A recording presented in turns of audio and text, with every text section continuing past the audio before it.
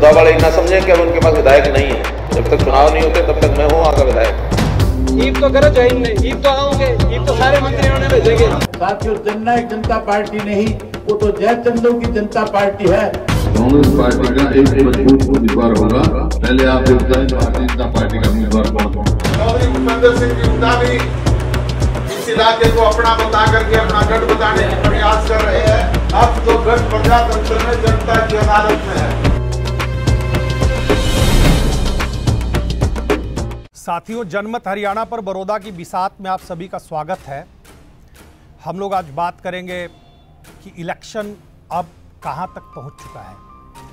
16 को तक नामांकन दाखिल हुआ था, 19 तक नामांकन वापसी। आज लगभग 5 दिन नामांकन वापसी के बाद भी अनिल जी बीत चुके हैं, तो इलेक्शन अब एक शेप ले रहा है। और जैसा कि हमने कल कहा था कि हम ये जानने की कोशिश करेंगे कि इलेक्शन जो ये अलग अलग ब्लॉक्स में जो ये 54 गाँव बटे हुए हैं वहाँ कहाँ पहुँचा।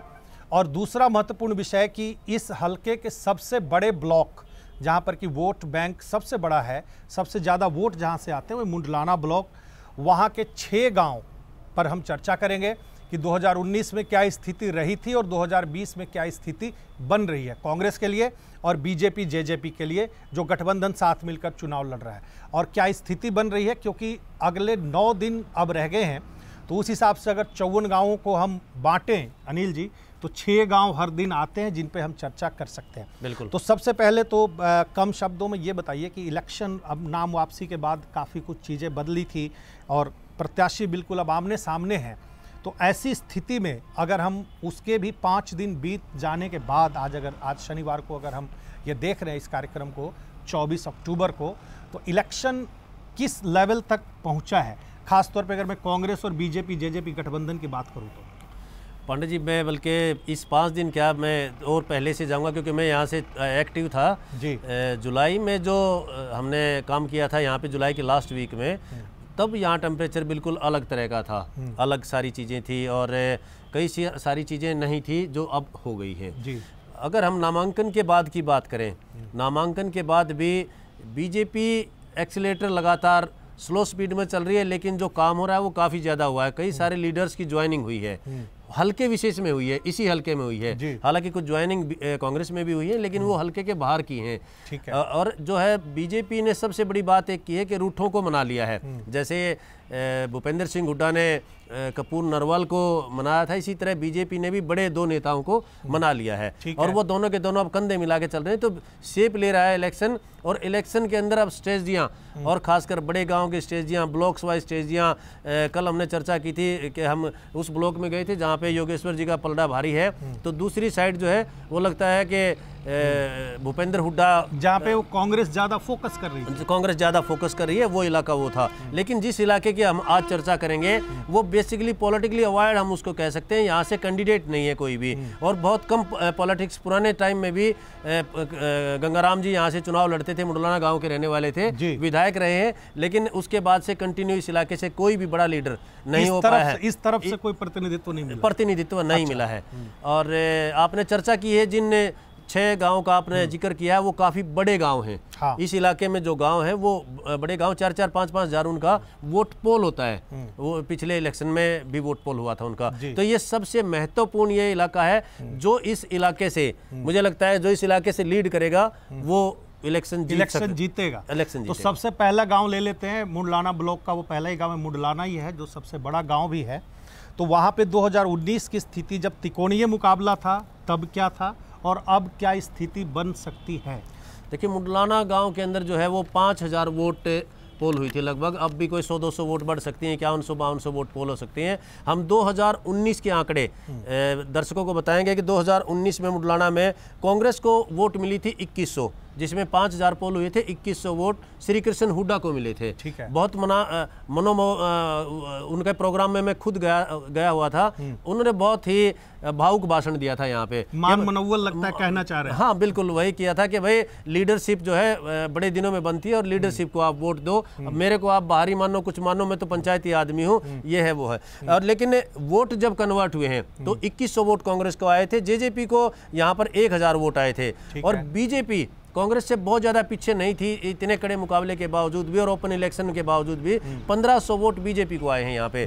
तो टोटल अगर हम आज के गठबंधन के लिहाज से इसको देखें तो 2100 वोट उस टाइम अगर इकट्ठे लड़ रहे होते तो, और 2500 वोट इसको आते गठबंधन को। अच्छा, मुंडलाना के बारे में एक और खास बात है कि बीजेपी ने जो इस सरकार ने जो हैफेड की राइस मिल है वो वहाँ मुंडलाना में जानी है। अगला एक और उससे जुड़ा हुआ बड़ा गांव जो बिल्कुल सबसे कॉर्नर पर इस हलके का, उसका जिक्र करें, वो बहुत बड़ा गांव है और बहुत इंपॉर्टेंट गांव है, वो है शामड़ी। क्या स्थिति रही और क्या हो सकती है? मुंडलाना के बारे में एक चीज़ मैं और जोड़ना चाहूँगा। मुंडलाना गाँव एक ऐसा गांव है जिसमें कास्टिज्म बहुत कम है। अच्छा, कास्टिज्म और कंटिन्यू जो है वहाँ 5-6 बार, 2 बार उनके फादर साहब और 3-4 बार एक वो सरपंच भी ब्राह्मण रहे हैं। अच्छा, तो इम्पोर्टेंट गांव है और मजाकिए के तौर पर जाना जाता है। मुंडलाना गांव का आदमी मजाक किए बिना नहीं रहता है। अच्छा। कोई भी इम्पोर्टेंट गांव है जो आपने जिक्र किया है, शामड़ी बिल्कुल इस हल्के का लास्ट गांव है जी। और मेरा जो गांव है बिल्कुल उसके साथ लगता गांव है। हमारी जो है गुहांड आपस में सीम लगती है। उसमें इसके अंदर जो है 4000 वोट पोल होते हैं। 2 गांव ऐसे हैं जागसी और शामड़ी जिनमें बराबर के वोट हैं, वोट भी बराबर ही पोल होती हैं। तो 1200 वोट जो है यहाँ पे जेजेपी को आए थे, 800 वोट बीजेपी को आए थे और कांग्रेस को वोट आए थे 1800 वोट।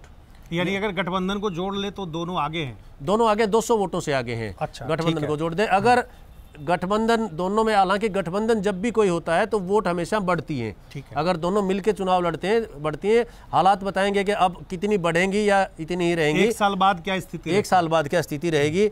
और दोनों मिलकर कांग्रेस को टक्कर दे सकते हैं, इसमें कोई दो राय नहीं है। और बहुत ज़्यादा प्रभाव इस शामड़ी की बेल्ट में इन लीडर्स का भी नहीं है। शामड़ी की जो कनेक्टिविटी हो जाती है वो गनौर से हो जाती है या उधर पानीपत से कनेक्टिविटी इनकी ज़्यादा रहती है। तो ये बात है सर। शामड़ी की हो गई बात। तीसरा गांव ले लेते हैं जागसी। वो भी बहुत बड़ा गांव है और कई बार आपने भी जागसी का दौरा किया, हम लोगों ने भी कई बार किया, सर्वेक्षण भी कराए। 2019 में जागसी की आवाज़ क्या थी और 2020 में क्या रही? क्योंकि देखो कांग्रेस का जो है, कांग्रेस के प्रत्याशी इस बार चूंकि बदले गए हैं, वो नए हैं, इंदुराज नरवाल भालू जी, और बीजेपी का प्रत्याशी सेम है चूंकि योगेश्वर दत्त ही थे, और जेजेपी उसके साथ करेक्ट हो रही है। जेजेपी जैसा कि हम लोग पिछले दिनों में देखे जो एक्सरसाइज, उसके बाद जो कोशिश हो रही है बदलने की, तो क्या सिचुएशन 2019 और 2020 को कैसे तुलना कर सकते हैं? पंडित जी, मैंने जैसे शामड़ी का जिक्र किया पहले, शामड़ी और जागसी में दोनों में सेम वोट है और रिजल्ट भी सेम थे। अच्छा, बस 10, 20, 30 वोटों का फर्क है। लेकिन जागसी में अब की बार एक बड़ी बात यह है कि पवन जागसी, एक इनेलो के जो युवा नेता है और वो टिकट भी मांग रहे थे, उन्होंने सबसे बड़ा प्रोग्राम किया था वहाँ 2 प्रोग्राम कराए। और मुझे लगता है कि अगर गणना, आंकड़ों का खेल, अगर गणना में हम कहें सनसनीखेज बनाने के लिए कि अब की बार इनेलो की वहाँ पर जो वोट बढ़ सकती हैं वो 5 से 6 गुना बढ़ सकती हैं। हालांकि उनकी टोटल वोट 77 के आसपास आई थी। अब वो वहाँ पर लगभग, अगर पवन को लोग देखे तो प्रभाव पड़ता है। वहाँ पे कैंडिडेट भी वो बीसी साइड के हैं। अगर पवन वहाँ पर दिल लगाकर, पूर्व सरपंच हैं गांव के, और उन्होंने विरोध भी किया था राजकुमार सैनी का गांव में घुसने को लेकर, प्रभाव है उनका गांव में निसंदेह, इसमें कोई दो राय नहीं है। अगर वो प्रभाव वोटों में कन्वर्ट होता है तो मुझे लगता है कि यहाँ पर इनेलो लगभग 400-500 वोट ले सकता है। अगर पवन को टिकट मिलती इनेलो की तो शायद पूरा गाँव पवन के साथ जुड़, बिल्कुल पूरा गाँव जुड़ जाता और एक तरफा होता। जैसे भैंसवाल में है, उनकी एक तरफा वोटिंग हो सकती है वहाँ पे, योगेश्वर का। ठीक है, तो बिल्कुल स्थिति सेम है। लेकिन पवन जागसी का जो वोट की जो गुना भाग घटेगा या बढ़ेगा, उसमें मुझे लगता है कि अगर दोनों मिलके यहाँ गठबंधन चुनाव लड़े तो बिल्कुल कांग्रेस को टक्कर दे सकते हैं। यहाँ एज जो है कांग्रेस को मिल सकता था अगर पवन जागसी नहीं होते तो। ठीक है, चौथा गांव उठा लेते हैं बुटाना। बुटाना महत्वपूर्ण गांव है और बड़ा गांव है, और बुटाना में एक बड़ी बात यह हुई है कि जो जनता बुटाना को यूनिवर्सिटी देने का दर्जा, क्या एक तो उसका प्रभाव क्या रहेगा, और दूसरा कि बुटाना आमतौर पे अगर मैं जाटों के गोत्र के हिसाब से देखूं तो कुंडू और सांगवान 2 गोत्र के लोग वहाँ पे ज़्यादा हैं। और ऐसी स्थिति में 2019 के आंकड़े क्या कह रहे हैं और 2020 में समीकरण क्या बन रहा है? कुंडू और इनके अलावा हमारा जो गोत बनवाड़ा है वो भी उनमें है, खेड़ापति बनवाड़ा ही है। ये गांव जो है बनवालों का बसाया हुआ है और 5600 वोट हैं, सबसे बड़ा इलाके का काफ़ी बड़ा गांव है।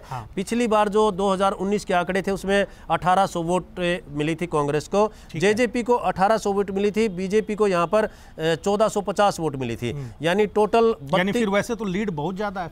अगर दोनों गठबंधन में लड़ती है 2019 जैसे ही अगर नतीजे यहाँ पर दोहराए जाए तो 3250 के आसपास वोट यहाँ दोनों गठबंधन की बनती हैं। मुझे भी लगता है कि यहाँ एज बीजेपी के पास है आज यहाँ बीजेपी जीत दर्ज। यूनिवर्सिटी फैक्टर कुछ काम यूनिवर्सिटी फैक्टर ये बहुत पुरानी जो है यहाँ पे बेसिक्स ट्रेनिंग होती थी पहले। मेरे पिताजी यहाँ से खुद पढ़े हुए हैं, तो बहुत बड़ा प्रभाव यहाँ इस इलाके में रहेगा, क्योंकि जब भी कोई यूनिवर्सिटी बनती है तो सैकड़ों लोगों को वहाँ पर रोजगार मिलता है, डायरेक्टली या इनडायरेक्टली, और इन्वेस्टमेंट भी आता है, इलाके की डेवलपमेंट भी होती है। अगर ये घोषणा हुई है, इम्प्लीमेंट होती है तो बहुत प्रभावशाली रहेगी, क्योंकि कभी न कभी अगर घोषणा हुई तो यूनिवर्सिटी को तो बनना है। बिल्कुल, तो वो नोटिफिकेशन जैसा कि कहा भी गया कि अगर आचार संहिता की बात होती तो शायद और जल्दी आ गया होता। और अगर जो ये डेटा 2019 का कह रहे 1800 कांग्रेस और ये दोनों मिला लें तो 3200, बिल्कुल 3250, तो ये लीड काफ़ी है। चुनौती रहेगी 2020 में दोहराने की।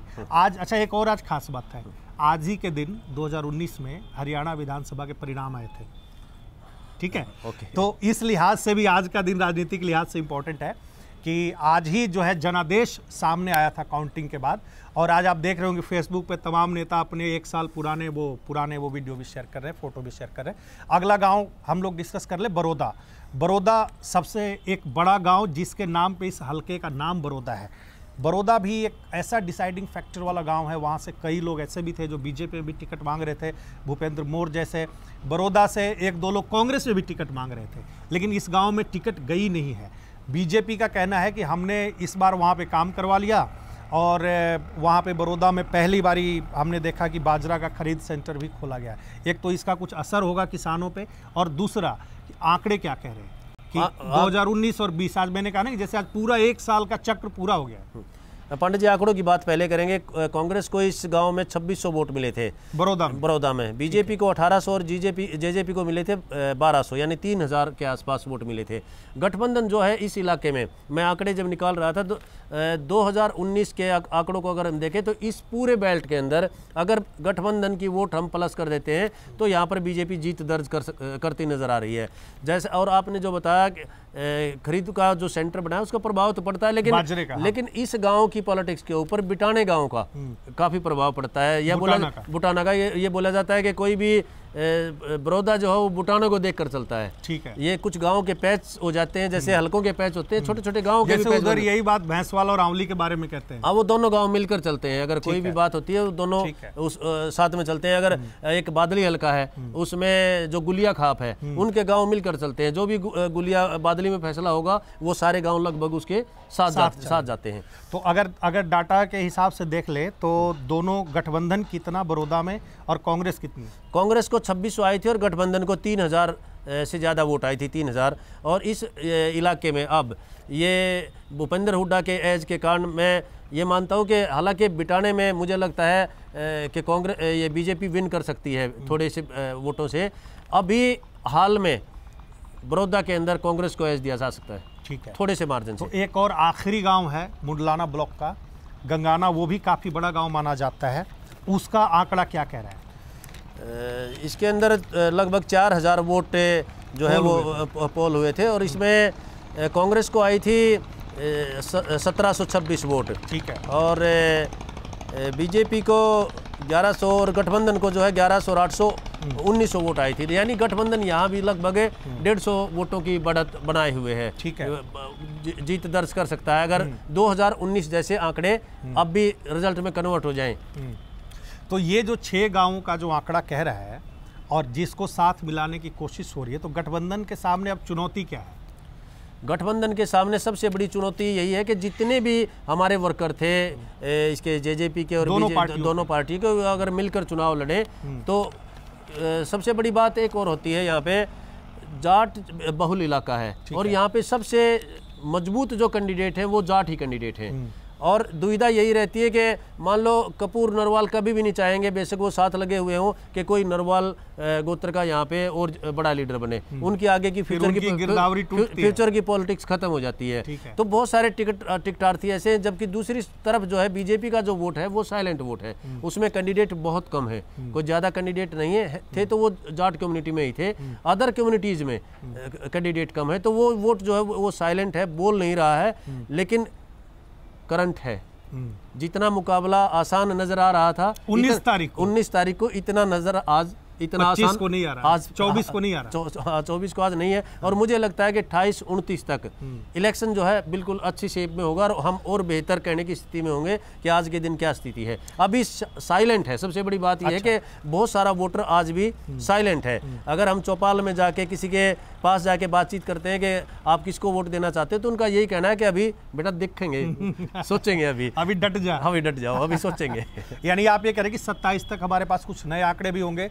2019 का आंकड़ा अनिल आर्य जी ने जिसका विश्लेषण किया, और ये जो सारी बात अब सामने निकल कर कह रही है कि दो बातें देखिए साफ है, मुकाबला अनिल जी सीधा कांग्रेस और गठबंधन के बीच में है, पहली बात जो हमें लग रहा है। दूसरी बात की गठबंधन के सामने सबसे बड़ी चुनौती है कि आज से ठीक 1 साल पहले जो हुआ था उसको रिपीट किया जाए और अगले 4 वर्ष का रोड मैप वो जनता के सामने, बड़ौदा की जनता के सामने रखे।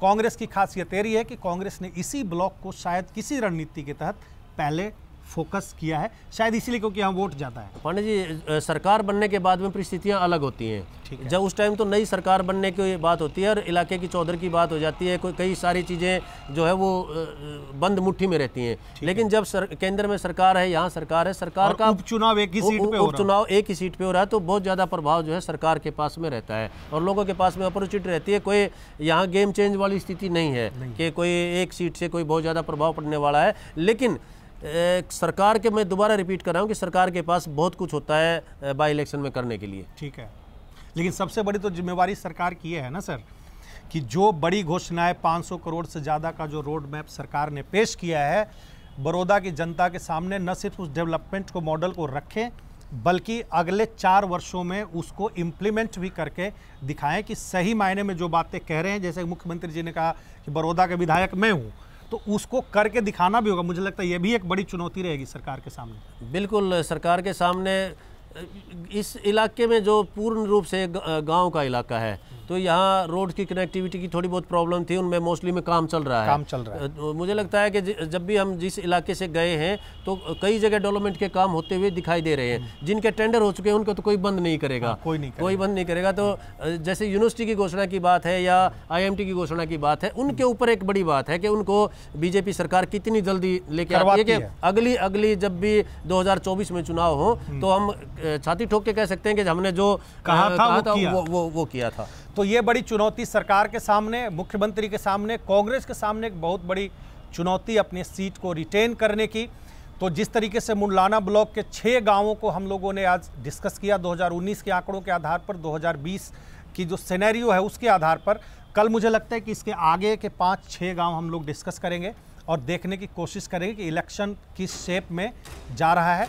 कल फिर इसी समय पर मिलेंगे साथियों, और आप बड़ौदा की हलचलों के लिए, बड़ौदा के गांव क्या कुछ कह रहे हैं और इलेक्टोरल जो उनका जो नैरेटिव है वो क्या कह रहा है, साइलेंट वोटर उसकी बार बार जिक्र आप कर रहे थे, वो किस तरफ जाता है, ये अगले कुछ दिनों में शेप लेगा और ये तमाम सारे आंकड़े लेकर हम आपके सामने पेश होते रहेंगे। आप इजाज़त दीजिए फिलहाल, नमस्कार। बड़े ना समझें कि अब उनके पास विधायक नहीं है, जब तक चुनाव नहीं होते तब तक मैं हूँ वहाँ का विधायक। ईद तो करो चाहे नहीं, ईद तो आओगे, ईद तो सारे मंत्रियों ने भेजेंगे। साथियों, जननायक जनता पार्टी नहीं, वो तो जयचंदों की जनता पार्टी है। कांग्रेस पार्टी का एक मजबूत उम्मीदवार होगा। पहले आप ये बताएं भारतीय जनता पार्टी का उम्मीदवार कौन है? चौधरी भूपेंद्र सिंह जिंदा भी इस इलाके को अपना बता करके अपना गढ़ बताने का प्रयास कर रहे हैं। अब तो गढ़ प्रजातंत्र में जनता की अदालत में है।